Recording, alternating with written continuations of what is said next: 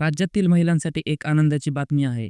महाराष्ट्र सरकारने महिलांसाठी खास मुख्यमंत्री माझी लाडकी बहीण योजना आणली आहे. लाडकी बहीण योजनामध्ये कोणताही बदल होणार नाही, याबद्दल आपण आज माहिती पाहणार आहोत. म्हणून व्हिडिओ शेवटपर्यंत पहा आणि व्हिडिओ आवडलास तर व्हिडिओला एक लाईक आणि चॅनलला सबस्क्राईब करायला विसरू नका. महाराष्ट्र सरकारकडून एक नोटीस आलेली आहे. ती नोटीस काय आहे ती आपण आज पाहणार आहोत. तर चला पाहूया काय आहे ती नोटीस. लाडकी बहीण योजना डिसेंबर इन्स्टॉलमेंट. राज्यात निवडणुकीच्या निमित्ताने आचारसंहिता लागल्याने मुख्यमंत्री माझी लाडकी बहीण योजनेचा निधी तात्पुरत्या रूपात थांबण्यात आला आहे. ज्या योजनेतून पात्र महिलांना पैसे मिळणार नाही या संभाव्य परिस्थितीची जाणीव असल्याने मुख्यमंत्री एकनाथ शिंदे यांनी या योजनेचे 2 महिन्यांचे पैसे एकत्र दिले होते. आता डिसेंबरचे पैसे कधी मिळणार याबाबत चर्चा सुरू झाली आहे, ज्यावरून मुख्यमंत्री एकनाथ शिंदे यांनी महिलांच्या डिसेंबरच्या सन्मान निधीबाबत आश्वासित केले. राज्याचे उपमुख्यमंत्री तथा अर्थमंत्री अजित पवार यांनी पावसाळी अधिवेशनात मुख्यमंत्री माझी लाडकी बहीण योजना जाहीर केली. त्यानुसार जुलै महिन्यापासून या योजनेअंतर्गत महिलांना 1,500 रुपयांचा सन्मान निधी देण्यात आला. जुलै ते नोव्हेंबर महिन्याचे पैसे आतापर्यंत देण्यात आले आहेत. या योजनेतील पात्र महिलांना आतापर्यंत 7,500 रुपये मिळाले आहेत.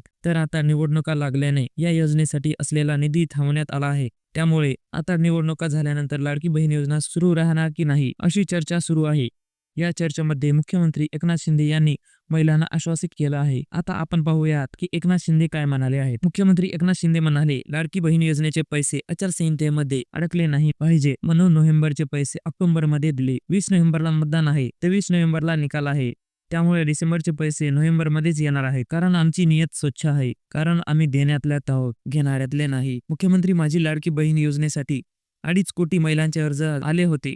त्यातील 2,40,40,00,000 महिलांचे अर्ज मंजूर झाले, तर 2,20,000 महिलांच्या खात्यात आतापर्यंत पैसे जमा झाले आहेत. आता निवडणुकीच्या निकालानंतर महायुती सरकार सत्तेत आल्यास ही योजना कायमस्वरूपी सुरू राहणार असल्याचं आश्वासन सरकारकडून देण्यात आलं होतं. तसंच महाविकास आघाडीने या योजनेतील रक्कम वाढवणार असल्याचं सांगितलं. तर मित्रांनो, या व्हिडिओमध्ये एवढंच आहे. तर भेटूया दुसऱ्या व्हिडिओमध्ये. तोपर्यंत जय हिंद.